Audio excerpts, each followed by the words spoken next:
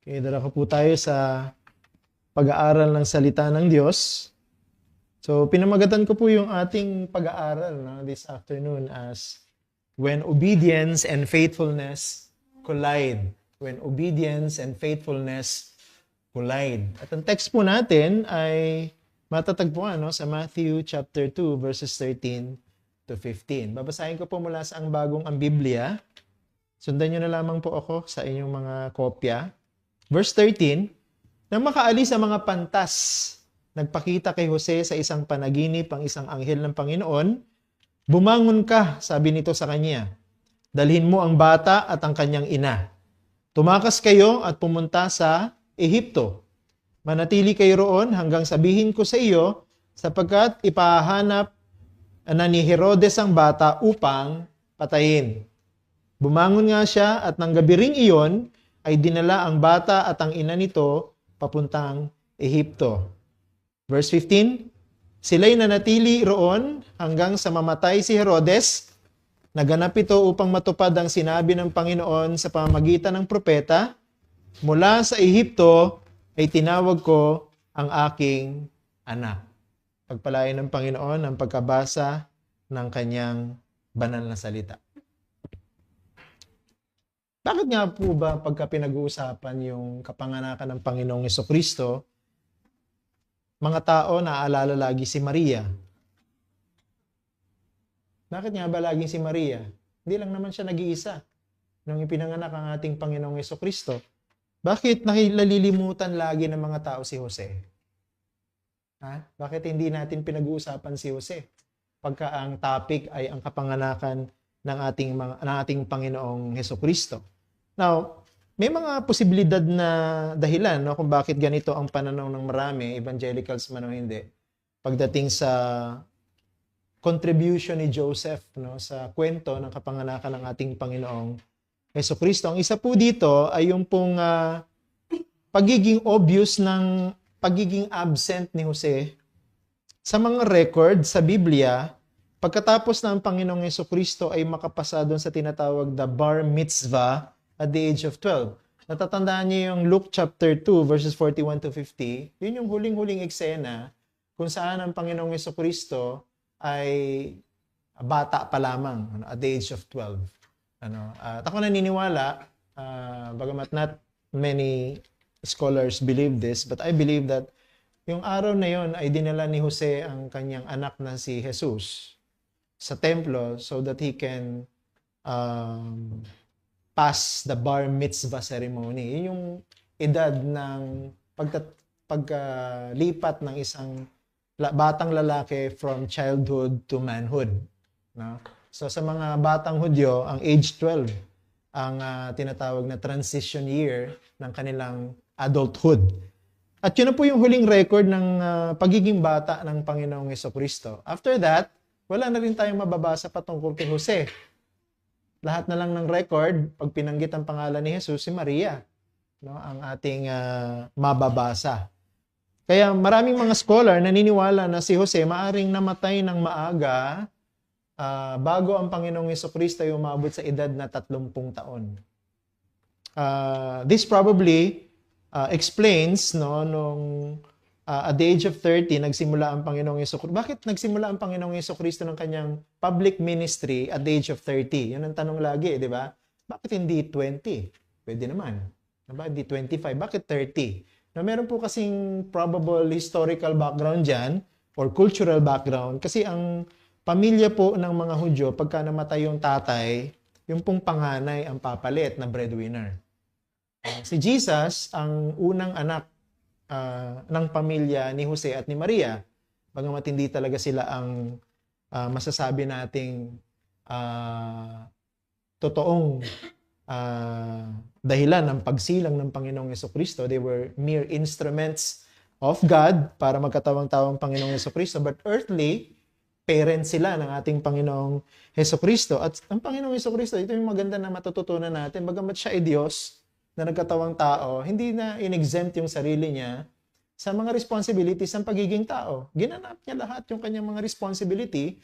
And one of those responsibilities is to be the breadwinner dahil maaring maagang namatay si Jose. So, Yan yung mag-i-explain sa atin kung bakit ang Panginoong Jesucristo probably ay naging karpintero din, no? Before the age of 30. At nung nag-30 na siya, yun na yung age kasi na eligible for marriage ang isang lalaki. So pwede na siyang maging independent. But ang Panginoon, hindi siya nag-asawa, pero nag-pursue siya ng kanyang public ministry. So that's one explanation, no, kung bakit hindi masyado napapag-usapan si Jose, kasi nga maaga siyang namatay.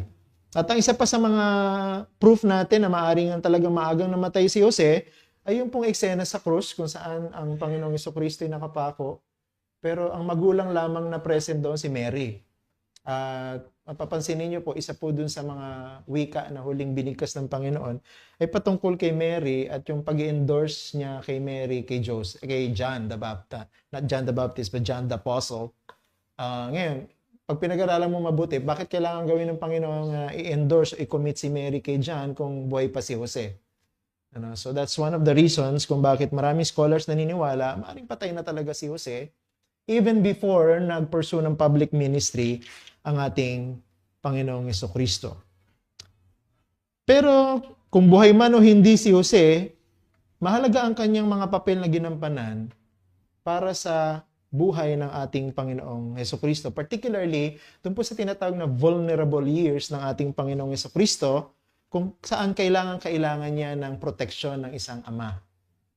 Si Jose po, naniniwala ako na deserving din ng atensyon na katulad na binibigay ng marami kay Maria.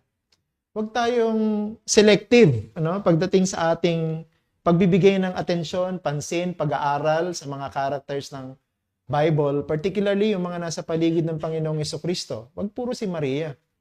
Minsan, yung sobrang pagbibigay ng emphasis kay Maria, nilalagay si Maria sa isang pedestal na hindi na para sa tao. So, bigyan natin ng pantay na pansin ang mga magulang sa laman ng ating Panginoong Jesucristo, si Jose at saka si Maria.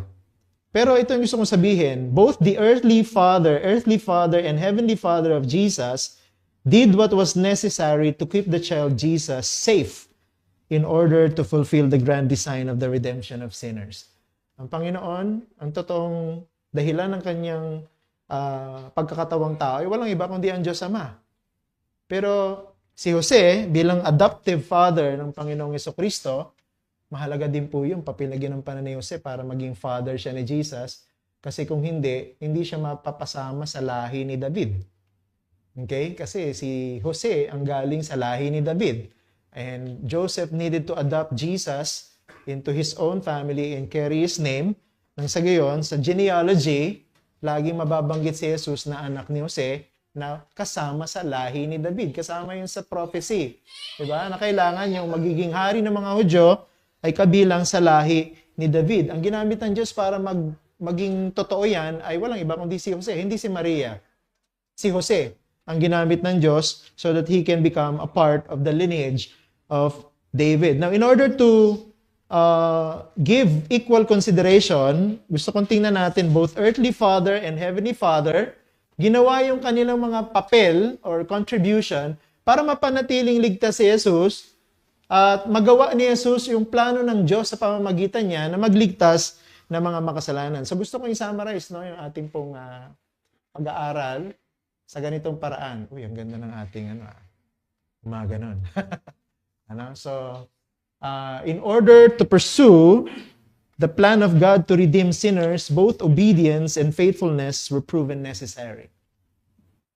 Para po mapatunayan at maganap ang mabuting plano ng Diyos na tubusin ang mga makasalanan, kinakailangan ang pagiging masunurin at ang pagiging matapat ay mapatunayan sa buhay ng ating Panginoong Hesukristo. Dalawang important and major point, gusto kong makita natin. Number one, the presence, the obedience of one for the safety of another. And then secondly, the faithfulness of one for the salvation of many. Okay, so titingnan po natin yung unang point natin, the obedience of one for the safety of another. Ang pagiging masunuri ng isa para sa pag-iingat at pagliligtas sa isa pa. So tingnan natin kung ano po yung ibig sabihin natin sa point na ito. Ito pong historical event ng kapanganakan ng ating Panginoong Jesucristo ay hindi po makokompleto kung wala si Jose. Naririnig niyo po ba ako? Okay? Ang event ng kapanganakan ng Panginoong Jesucristo ay hindi lang nangangailangan ng Maria. Kailangan din si Jose. They need Joseph. And this fact is often neglected by many. Masyadong focus ang binibigay kay Maria at sa kanyang parte na sa opinion ko, importante, kasing importante rin naman ang parte o contribution ni Jose sa buhay ng ating Panginoong Jesucristo. Totoo na ang anak ng Diyos, hindi po maipanganganak sa mundo na ito kung wala si Maria. Totoo yun. Hindi natin pwede pagkaila yun. That is a key truth when we talk about the doctrine of the incarnation o yung pagkakatawang tao ng ating Panginoong Jesucristo. Mary was necessary para siya ipanganak. But we must not forget that the child Jesus would not have survived without Joseph. Hindi lang naman po ipinanganak si Jesus. Alam natin na napanganib ang buhay ng ating Panginoong Jesus nung siya'y bata pa lamang. And in order for him to survive in that critical moment sa kanyang age as a child, nandun si Joseph. Ginamit ng Panginoon si Jose, ang kanyang adoptive father, para siya ay panatiliing ligtas. So again, ulitin ko, hindi tayo dapat maging selective pag pinag-uusapan natin ay ang historical event ng kapanganakan ng ating Panginoong Jesucristo. Kung gusto natin maging tapat sa Biblia, dapat bigyan natin ng pantay na kahalagahan ng lahat ng detalye, especially pag pinag-uusapan natin yung mga detalye ng Biblia na may kinalaman doon sa tinatawag na redemptive events. Pag sinabi nating redemptive events, ito yung mga pinahintulutan ng Diyos na mangyari sa kasaysayan para maiusad ang kanyang plano ng pagliligtas sa mga makasalanan. In other words, kung hindi magaganap itong mga event na ito, ay hindi magagawa ng Diyos magligtas ng mga makasalanan. And one of those is the birth of the Lord Jesus Christ. So parehong si Maria at si Jose, special silang pinili ng Diyos na maging mga magulang ng ating Panginoong Jesucristo dito sa ibabaw ng mundo. Katulad ng sinabi ko dati, ang Diyos talaga ay marunong sa lahat. Bakit? Sapagkat pinili niya ng mabuti ang isang babae na mapagpakumbaba at mapagpasakop sa kalooban ng Diyos para maging ina ni Jesus sa laman. At yun ay si Maria. Pwede po nating sabihin ng ganun din kay Jose. Pumili din ng Diyos ng isang lalaki na aampon sa Panginoong Jesucristo sa kanyang pangalan, na isa ring masunurin at mapagpakumbabang tao para iligtas ang Panginoong Jesucristo sa tiyak na kapahamakan. Kaya ang Panginoong Jesucristo, totoong siyang naging tao. Nung siya ay umabot sa edad na ito, hindi na siya baby, hindi na siya infant, he still needed protection from others. Hindi niya pinotektahan ang kanyang sarili, na sasabihin, Diyos yan, kaya kailangan niyang, kayang-kaya niyang pagtanggol ang sarili niya, walang makakasakit diyan. Hindi, mapakwento na nakikita natin sa kwento, sa buhay ng Panginoon, God needed to use a man by the name of Joseph to preserve the life of Jesus, the child, Jesus. At itong pinili ng Diyos na lalaki para maging ama ng Panginoong Jesucristo sa lupa ay isang mabuting tao rin, katulad ng kanyang ina. Ang anak ng Diyos na nagkatawang tao, truly deserving na magkaroon ng godly mother and godly father. Habang lumalaki ang ating Panginoon, natutunan niya kung paano naging mapagpakumbaba. Natutunan ng Panginoong Jesucristo kung paano naging masunurin. Natutunan ng Panginoong Jesucristo kung paano naging submissive sa mga authorities over him, at yun ay dahil sa pinili ng Diyos na mga magulang niya. No? Now, consider natin yung pagiging maka-Diyos ni Jose bilang adoptive father ng ating Panginoong Jesucristo, particularly sa kanyang pagiging obedient sa kalooban ng Diyos na ipinakita sa atin sa kwento nito. Dalawang bagay. Number one, Joseph obeyed God even without fully understanding why. Joseph obeyed God even without fully understanding why. Sumunod si Jose sa kagustuhan ng Diyos kahit hindi niya lubos na naiintindihan kung bakit. Pansinin niyo po, dito po sa nangyari na ito sa kwento, ang Panginoong Jesucristo hindi na po siya infant. No? Ngayon, paano natin nasabing hindi na siya infant? Kapag binigyan tayo ni Matthew ng clue, makikita natin sa chapter 2 verse 16 kung saan pinatupad ni Herodes ang parang magandang plano na i-assassinate ang susunod na hari ng mga Hudyo at ginawa niya ito ng mabilisan, sa pamamagitan ng kanyang executive order. Inutusan niya yung kanyang mga soldiers na patayin ang mga bata na lalaki from age 2 years old pababa. Bakit ginawa ni Herodes na patayin ang lahat ng batang lalaki na 2 taon pababa? Kasi hindi niya alam kung saan yung eksaktong lugar matatagpuan si Jesus. Natandaan niyo may mga pantas na pumunta, di ba? Inutusan ni Herodes, puntahan niyo at hanapin niyo pagkatapos niyo makita ay bumalik kayo sa akin para sasamba din ako sa kanya. Kunyari pa. Pero binalaan sila ng Panginoon sa pamamagitan ng isang anghel, huwag na kayong bumalik kay Herodes. Kaya nag-iba sila ng daan. Si Herodes naghihintay, hindi niya alam kung nasaan yung baby na ipinanganak na susunod na hari ng mga Hudyo. So, matalino rin si Herodes, magaling siyang military strategist. So, sabi niya, susuyurin ko yung buong nasasakupan ko, papatayin ko lahat ang kailangan kong patayin para mahagip ko yung baby Jesus na yun. Bagamat hindi ko alam kung saan yung eksaktong lugar kung saan siya matatagpuan. Kaya lang, hindi naman ito talaga clever plan. Ang tamang title dito, desperate plan. Desperate plan ito ng isang evil king. Dahil hindi bumalik yung mga pantas sa kanya para ipalam ang eksaktong lugar kung saan matatagpuan si Jesus, gumawa siya ng sarili niyang paraan. Para matiyak niya na yung pinanganak na susunod na hari ng mga Hudyo, mamamatay at siya ang mananatiling nakaupo sa trono. Pero hindi alam ni Herodes na ang Diyos laging 2 steps ahead of him. Hindi alam ni Herodes na bago pa niya isipin at i-execute yung kanyang plano para ipapatay si Jesus, nagpatupad na ang Panginoon ng kanyang sariling plano. Inutusan niya si Jose na dali ng batang Jesus kasama si Maria sa isang ligtas na lugar. Kita niyo ang kagalingan ng ating Diyos. Di ba?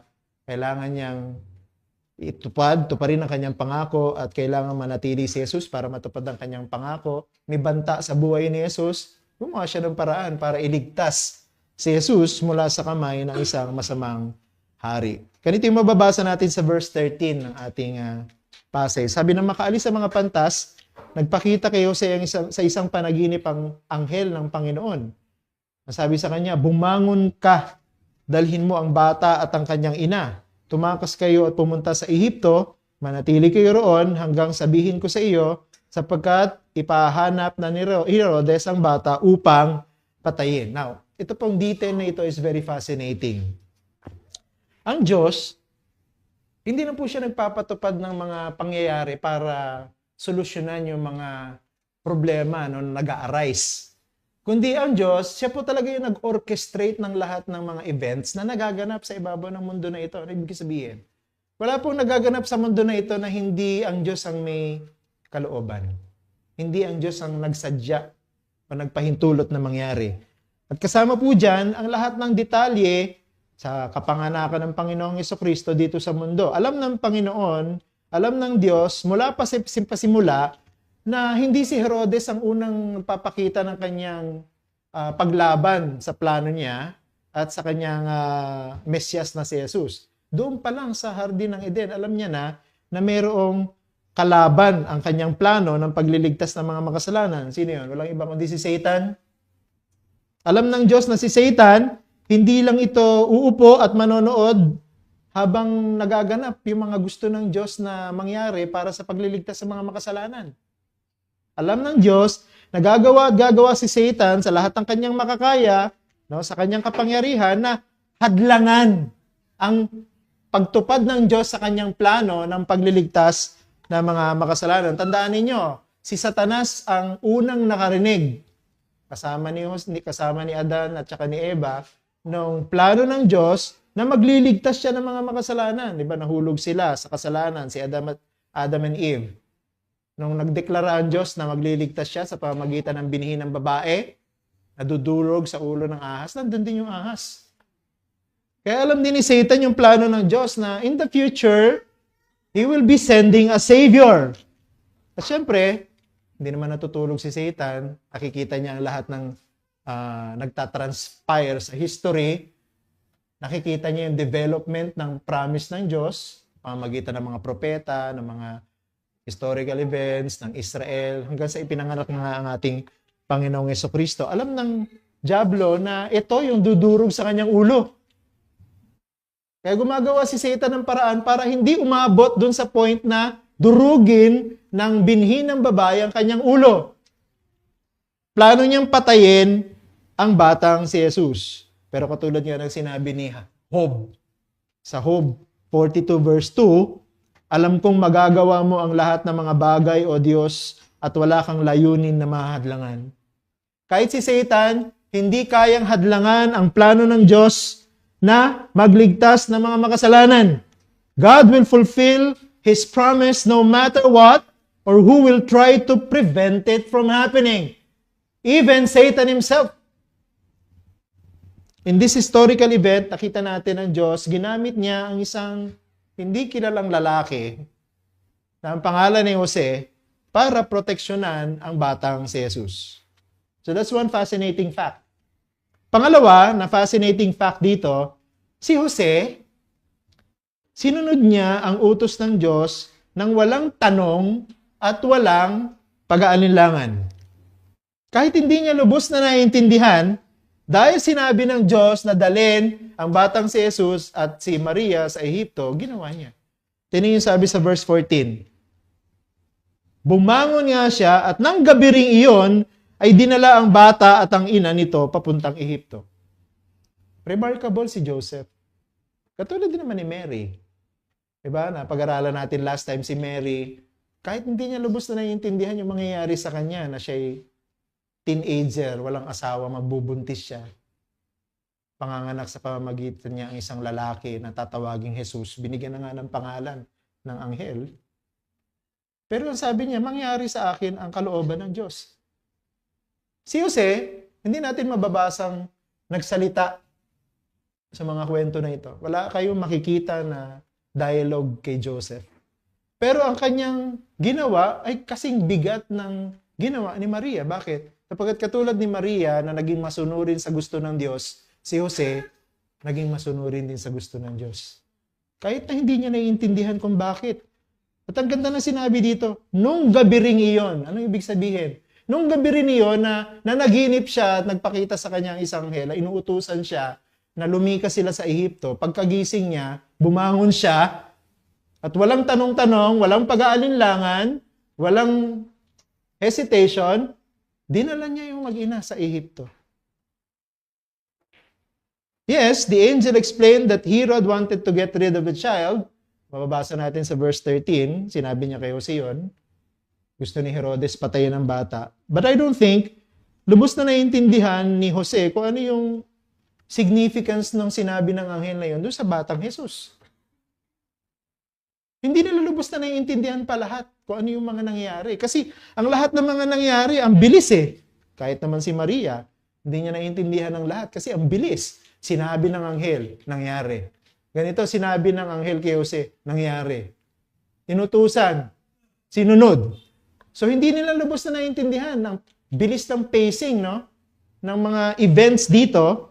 Pero maraming hints dito na nagpo-provide sa atin na hindi ako nagdududa na parehong si Maria at si Jose, siguro, naintindihan na lang later yung mga nangyari. Naintindihan na lang nila later, pero during the exact time, pakita yung anghel, ang usap ang anghel, inutusan sila, ganito ang mangyayari. Hindi nila lubos na naintindihan yan. Pero ang kahanga kay Jose at saka kay Maria, and this time si Jose yung pinag-uusapan natin, nagpasakop sila, naging obedient sila sa Panginoon. Kahit na hindi nila maintindihan ng buong buo kung ano yung lahat ng nangyayari. Siguro para sa atin, pag hindi natin naiintindihan, ayaw natin gawin. Ayaw nating sundin. Diba? Pagpapaliban na lang natin, saka na lang. Hindi ko kasi naintindihan, baka mapahamak ako. Pero itong dalawang tao na ito, particularly Joseph, for this particular sermon we are having, remarkable. Sumunod siya. Kahit hindi niya lubos na naiintindihan. Kaya nga, yung totoong disciple ng Panginoon, totoong believer ng Panginoon, hindi niya po kailangan maintindihan ng lahat bago siya sumunod. Ganyan kasi ginagawa ng maraming matatalinong tao sa mundo. Kailangan maintindihan ko muna bago ako maniwala. Ang sabi ng mga scientists, sabi ng mga matatalinong tao, hindi ko ma-quantify ang Diyos sa pamamagitan ng scientific method. Therefore, He's not real. So, ang nagiging basihan ng mga tao para maging totoo ang Diyos, yung sarili nila. Hanggat hindi nila napapatunayan na totoo, hanggat hindi sila napapaniwala na totoo, hindi sila maniniwala. Pero ito, mga totoong disciple ng Diyos, mga totoong believer ng Diyos, naniwala sila kahit hindi nila lubos na naiintindihan. Ang ginawa nila, ang ginawa ni Jose, nagtiwala siya sa kanyang Panginoon na ang kanyang ginagawa ay alam niya. Alam ng Diyos ang ginagawa niya. So wala siyang karapatan na tanungin, bakit mo ginagawa? Anong ibig sabihin nito? Ano ang kailangan kong gawin? Walang ganon. Walang tanong-tanong. Si Mary nga nagsalita pa. Si Jose wala. Walang salita. Dahil sinabi ng Diyos sa pamamagitan ng anghel, sunod siya. Without fully understanding what he is doing. Faith is not obeying after understanding. Rather, it is obeying even without understanding because faith believes beyond reason. Ulitin ko po yan. Ang pananampalataya ay pagsunod. Kahit hindi natin naiintindihan, sapagkat ang pananampalataya ay paniniwala kahit hindi naiintindihan. Hindi naman po natin sinasabi na tayo ay mga panatiko, na kung ano na lang yung pinaniwalaan kahit mali gagawin. Hindi po ganun. Naniniwala tayo sa isang Diyos na mabait, isang Diyos na mapagmahal, sa isang Diyos na marunong, sa isang Diyos na soberano. Therefore, ano man ang utusin at sabihin ng Diyos na ito, hindi natin pagdududahan. Kundi ang response lagi natin bilang mga disciple is to always believe and obey. Trust and obey. Si Maria, si Jose, dahil sa humble and submissive sila ng mga disciple ng Diyos, hindi sila nagtanong, explain mo nga Diyos, bakit mo kailangan gawin ito at bakit kami ang pinili mo? Walang ganun. They obeyed. Bakit? Yun ang trabaho ng isang slave ng Panginoon. Sumunod. Nang walang tanong-tanong. Until we reach this kind of trust in God, ang pananampalataya natin, hindi natin pwedeng sabihing matibay. Ang pananampalataya natin, hindi natin pwedeng sabihing mature. Pag umabot tayo sa punto na tayo ay susunod sa Diyos, maniniwala sa Diyos, nang walang paliwanag dahil sinabi ng Diyos, dahil nakasulat sa Biblia, susundin ko, yun ang isang pananampalatayang matibay. Yun ang isang Kristiyanong matatag. Pero kung hanggang ngayon, lagi ka nagtatanong, bakit? Di naman siguro kailangan. Baka naman pwede kong gawin ito kahit na hindi yun yung sinabi ng Diyos. Hindi ka pa talaga mature na Christian. O baka hindi ka pa Christian. Pangalawa, Joseph obeyed God even without fully understanding how. Kanina, why? Bakit inutos sa kanya na dalhin sa Ehipto yung mag-ina? At this point naman, without fully understanding how. Joseph at saka si Maria, nagpunta sila sa Bethlehem, hindi sila taga ron. Tandaan niyo yung kwento sa Luke chapter 1, kailangan pumunta ng lahat ng mga Hudyo sa lugar ng kanilang kapanganakan. So si Jose, probably Mary too, kaya sila nasa Bethlehem, doon sila pinanganak. Or doon yung, ang tawag dito, yung ugat ng kanilang lahi, ng kanilang tribo, Bethlehem. So pumunta sila doon para mag-participate dun sa census ni Augustus Caesar. Kung matatandaan niyo yung kwento na yun sa Luke chapter 1. So according to Luke's account, si Jose po ay pumunta sa Bethlehem from the town of Nazareth. So ibig sabihin, nung nangusap ang Diyos kay Maria at saka kay Jose, nasa Nazareth sila. Nagbuntis si Maria, na nasakto naman na mayroong census na pinatawag ang gobernador. So from Nazareth, pumunta sila sa Bethlehem. At doon na nga po nangyari yung inabutan sila ng panahon ng kapanganakan ng Panginoong Hesukristo. That's why the Lord Jesus Christ was born in Bethlehem. Pero ano lang po yun, circumstantial evidence lang yun. Ang totoo, kaya kailangan pumunta si Maria doon, kasi sinabi ng Diyos, ipanganganak ang hari ng mga Hudyo sa Bethlehem, sa Huda. Yun ang hula ng Diyos sa pamamagitan ng propetang si Mikas, diba? Sa chapter 5, verse 2. So lahat ito, orchestrated ng Diyos lahat ito. Walang nangyari dito na accident. Lahat ito nangyari because pinlano ng Diyos lahat ito na mangyayari. And besides, according to the story, ito pong lalaking itong si Jose, wala siyang ibang alam na lugar maliban sa Nazareth. Kumbaga, dayo sila sa Bethlehem, hindi sila taga ron. So, tatanungin mo na agad, kailangan nilang bumalik sa Nazareth kasi doon yung place of income ni Joseph. Diba? Ang trade kasi ni Joseph, or profession niya, carpenter. Ngayon, ang isang karpentero po, according to New Testament, or according to natural knowledge, kailangan mo magtagal sa isang lugar para ma-establish mo yung iyong reputation as a good carpenter. Hindi ka naman pwedeng tawagin ng mga taong hindi nakakakilala sa'yo para gawin yung bahay nila. Unless kilala ka o may magre-recommenda sa'yo na magaling ka. Si Jose, kilala siya at alam na magaling siyang karpentero sa Nazareth pero hindi sa Bethlehem. Lalo't hindi sa Ehipto. Anong inutos ng anghel sa kanila? Para mailigtas ang batang si Jesus, kailangan dalhin siya sa Ehipto. Ano ibig sabihin nun? Magmamigrate sila sa Egypt. Hindi taga ron si Jose, hindi taga ron si Mary. Paano sila mabubuhay sa Egypt? Pero ito yung isa pang kahanga-hanga. Sa lalaking pinili ng Diyos para maging tatay ni Jesus sa laman. Sumunod si Jose at dinala yung mag-ina sa Ehipto even without fully understanding paano sila mabubuhay. Yun ang pananampalataya. Yun yung magandang pananampalataya na meron tayo pagdating ng bagong taon, 2025. Hindi natin alam kung ano mangyayari sa 2025, pero susunod tayo sa Diyos. Ano man ang mangyari, bakit? Kasi alam ng Diyos kung ano yung tama, alam ng Diyos kung ano yung mabuti. We only have to trust Him and obey Him. Katulad ni Joseph. Now, yung Egypt po, talagang ligtas naman doon. No? Kaya lang hindi rin siya politically neutral, yung Egypt. So, alam naman natin, kahit sa Old Testament, ang Egypt ay very politically polarized country. Ano? So, I don't think safe na lumaki ang Panginoong Hesukristo sa Egypt. Siguro yung mga gustong lumikas sa kanilang government for persecution or probably threat, katulad ng nangyayari ngayon sa Panginoong Hesus, pumupunta sila sa Egypt for safety. Pero hindi siya magandang lugar for permanent asylum. No? O yung titira ka na doon. O habang buhay ka na doon. Pero si Jose, hindi niya inisip kung ano yung mangyayari sa kanila bago siya sumunod. Sumunod na lang muna siya. At bahala na ang Diyos kung ano yung gusto niya mangyari. Basta sinabi ng Diyos, dalhin mo yung mag-ina doon sa Egypt, sumunod siya. Pumunta sila doon. Siguro yung iba sandali lang muna, pag-iisipan ko na muna bago ako sumunod. Kasi kailangan ko muna i-consider to, kailangan ko muna i-consider yon, paano kami mabubuhay, anong kakainin namin, sa kami titira, and so on and so forth. Si Joseph walang ganun-ganun.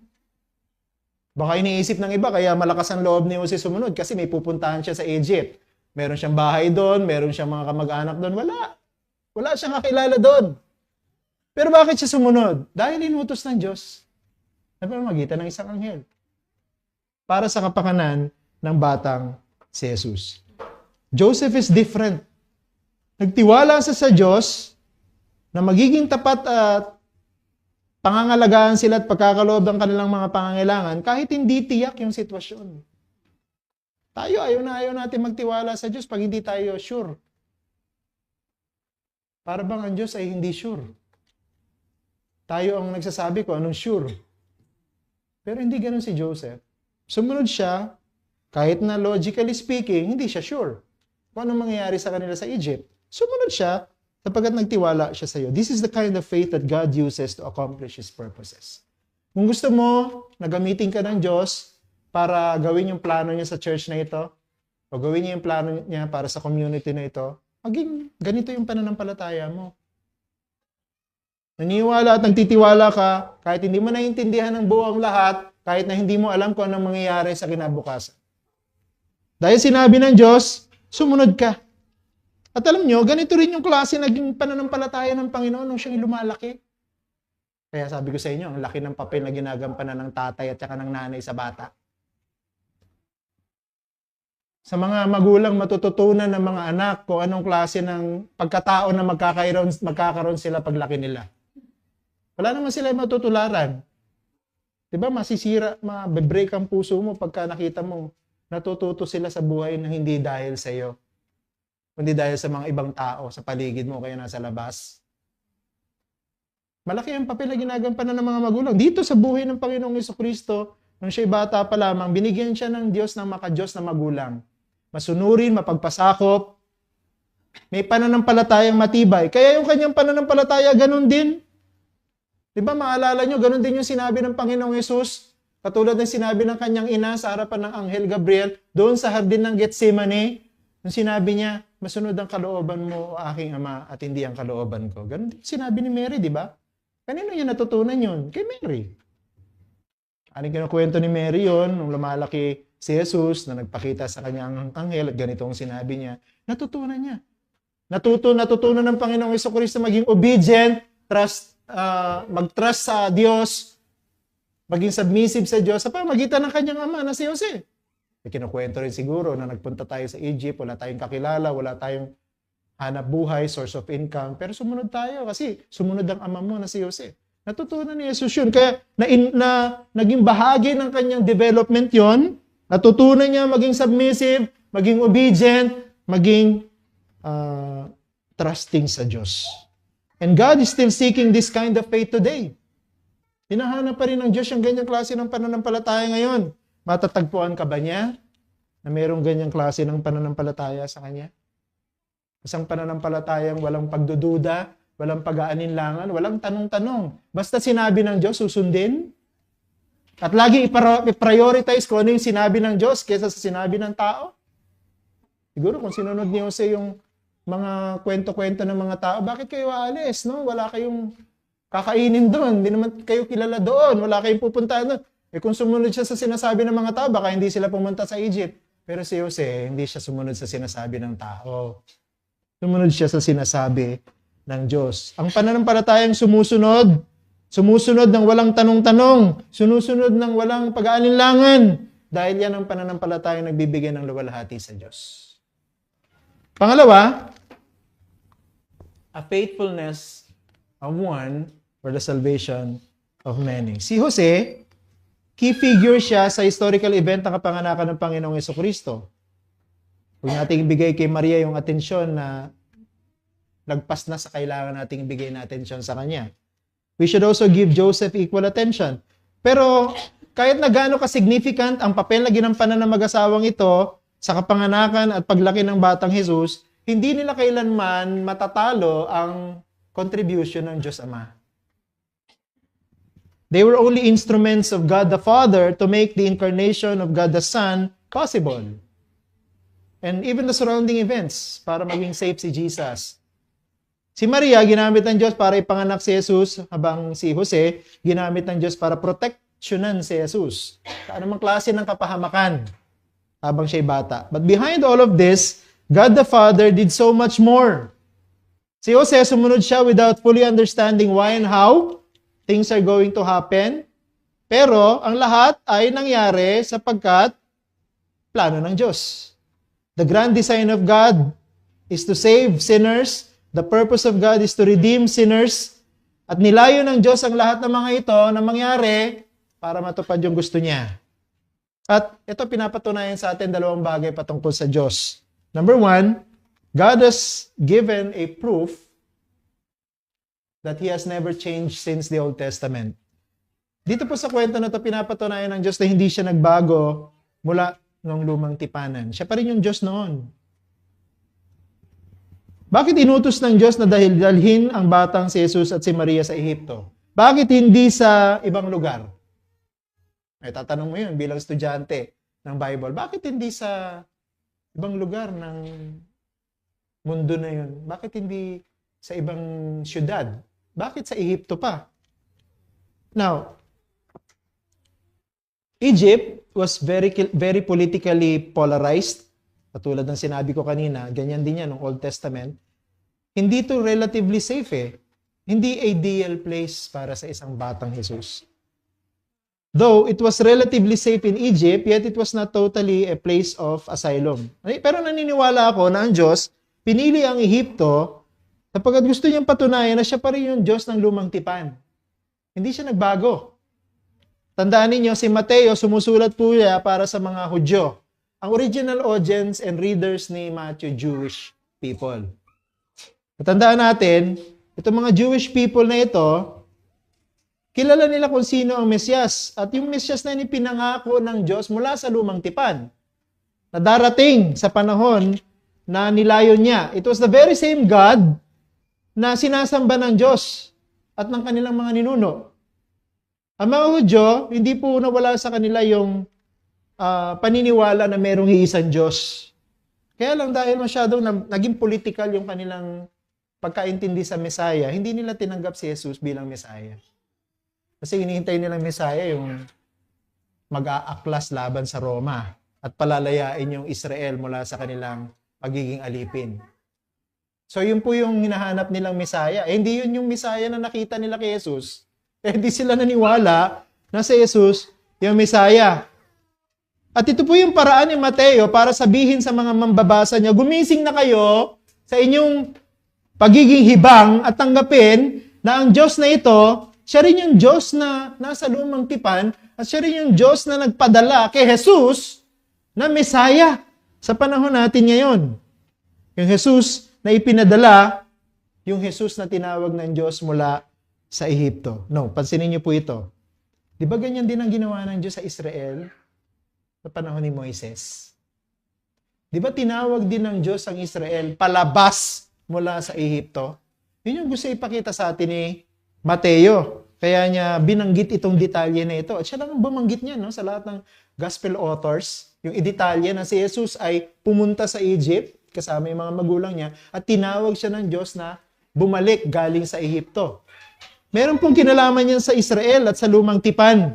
Parang sinasabi sa atin ni Mateo, si Jesus ang totoong Israel ng Diyos.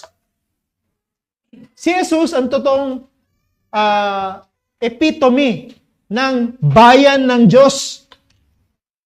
Kasi kinuha po ni Mateo yung quotation na yan sa Hosea chapter 11 verse 1. Hindi na natin babasahin. Pero sa Old Testament yan, inihula na tatawagin ng Diyos mula sa Ehipto ang kanyang anak.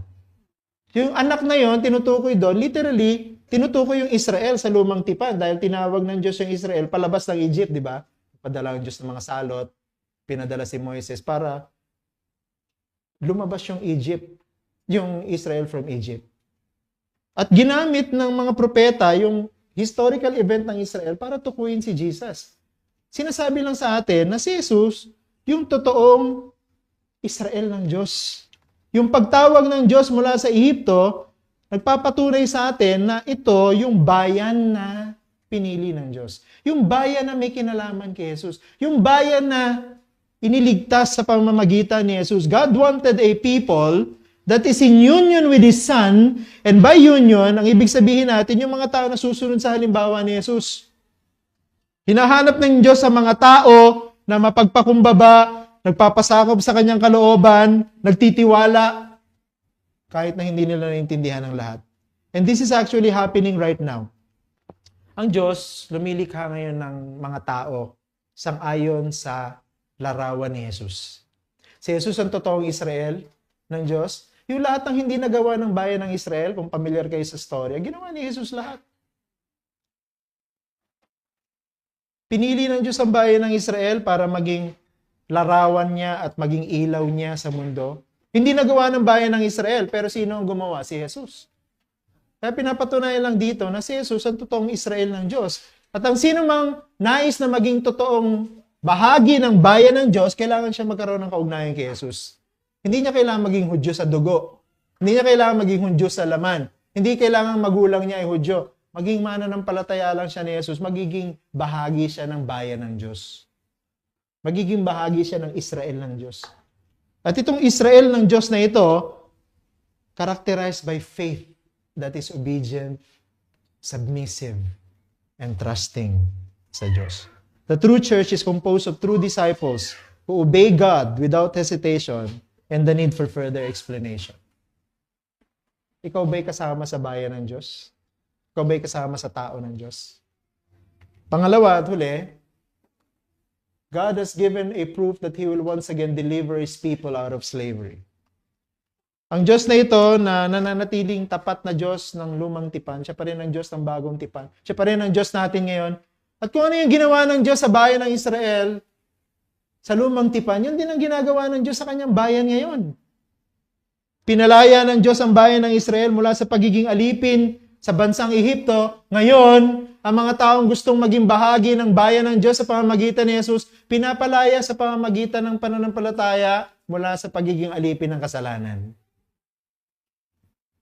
Matthew is trying to recall here, sa isip ng mga Hudyong mambabasa niya, na ang Diyos, nung tinawag niya ang Israel, papalabas ng Ehipto, muli niyang tinutupad yung kanyang pangako na magliligtas siya.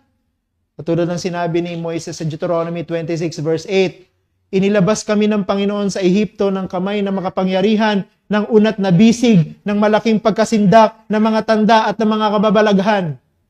Nung tinawag ng Diyos ang Israel papalabas ng Ehipto, pinalaya niya ito sa pagiging alipin. At yun din ang ginagawa ng Diyos ngayon. Nagpapalaya pa rin ang Diyos ngayon. Hindi na nga lang sa mga bansa, pero pinapalaya mula sa kasalanan at sa dyablo. Pinadala ng Diyos ang kanyang anak sa Ehipto, kung paanong pinadala ng Diyos ang Israel sa Ehipto sa pamamagitan ni Jacob. Paano nakarating ang Israel sa Ehipto sa pamamagitan ng lalaki ang pangalan ni Jose? Paano nakarating si Jesus sa Ehipto sa pamamagitan din ng lalaki ang pangalan ni Jose? Nakita niyo yung parallelism? Ginamit ng Diyos ang parehong lalaking ang pangalan ni Jose para patunayan na yung ginagawa niya noon, ginagawa niya pa rin ngayon. Yun yung Diyos natin, faithful God, tapat na Diyos. Lahat ng sinasabi dito, nagaganap. Ang key dito, dun sa talatang pinag-aaralan natin, yung salitang natupad, naganap, dun sa verse 15, sabi, naganap ito upang matupad ang sinabi ng Panginoon. That's a key word. Fulfillment. Lahat ng nangyayari sa buhay ni Jesus, kahit sa pamamagitan ni Mary o ni Jose, napufulfill lang dahil sinabi ng Diyos. Yun ang Diyos natin. O hindi natin alam mangyayari sa 2025. Paano na lang kami sa 2025? Ano na lang ang mangyayari sa inflation rate sa 2025? Ano na lang mangyayari sa purchasing power ng Philippine peso sa 2025? Ano na lang ang mangyayari sa aming safety? Ano na lang ang mangyayari sa aming education? Sa mga scholarship namin? Marami tayong problema, marami tayong fear. Pero ang sabi ng Diyos, magtiwala ka lang sa akin kung paano nagtiwala si Jose. At dahil nagtiwala si Jose, naganap lahat ng gusto ng Diyos. Walang nangyari kay Jose, walang nangyari kay Jesus, walang nangyari kay Maria. Lahat sila nakabalik sa Nazaret ng ligtas. At doon na natin mababasa yung susunod na mga development sa buhay ni Jesus. Di ba kaya nga siya itinawag na Jesus na taga Nazaret? Dahil binalik sila ng Diyos sa Nazaret. At doon na siya lumaki. Nag-survive ang batang si Jesus dahil ginamit o kinasangkapan ng Diyos ang isang babae at isang lalaki, si Joseph at saka si Mary, na parehong faithful disciple. Parehong may tapat na pananampalataya, matibay na pananampalataya sa Diyos. Kasama ka ba doon sa mga makakaranas ng deliverance ng Diyos? Kasama ka ba doon sa mga papalain ng Diyos, pagpapalain ng Diyos at palalayain ng Diyos mula sa pagiging alipin ni Satanas? Isipin mo, ang pinakamatinding pangangailangan ng tao, kaligtasan. Hindi education, hindi riches, hindi popularity, hindi magandang kotse, hindi magandang bahay, hindi magandang pamilya. Kailangan mo kaligtasan. At ang tanging magliligtas sa iyo, yung Diyos na tapat na nagligtas din kay Jesus once upon a time sa pamamagitan ni Jose na kanyang adoptive father. Yun ay walang iba kundi ang Diyos. Si Jesus ang Messiah at tinapos niya ang lahat ng nararapat na maganap para magligtas ng mga makasalanan. Do you want to be redeemed? Gusto mo rin bang tubusin ka ng Diyos? Gusto mo rin bang maligtas ka? Gusto mo rin bang magkaroon ng kaugnayan kay Jesus at maging bahagi ng bayan ng Diyos? Lumapit ka ngayon sa Kanya, magsisi ka, at hilingin mo sa Kanya na iligtas ka niya ngayon. Ang Diyos ay maawain, ang Diyos ay mapagbigay. Pag hiningi mo na iligtas ka niya, at pinagkatiwala mo ang buong buhay mo sa Kanyang kamay, ililigtas ka niya. At hindi natin dapat pagdudahan yun. Bakit? Dahil sinabi niya. Yan ang Diyos natin. Manalangin po tayo. Aming Ama, maraming salamat. Kulang ang aming oras para pag-usapan ng mga magagandang detalye na ito sa Biblia. And we are enjoying our discussion, but alam po namin na hindi po sa dami ng detalye ang pagiging epektibo ng inyong salita, kundi sa inyong kapangyarihan. Pinagkakatiwala po namin sa inyong lahat ng mga katotohanan na aming pong ipinahayag dito. Mga halimbawang dapat tularan, kayo na Diyos na aming dapat tingalain at panampalatayanan. Enable us to believe. Turuan niyo po kaming manampalataya. Turuan niyo po kaming maniwala. Ito po kaming dalangin sa pangalan ni Jesus. Amen. Tayo pong lahat ay tumayo para sa ating last hymn.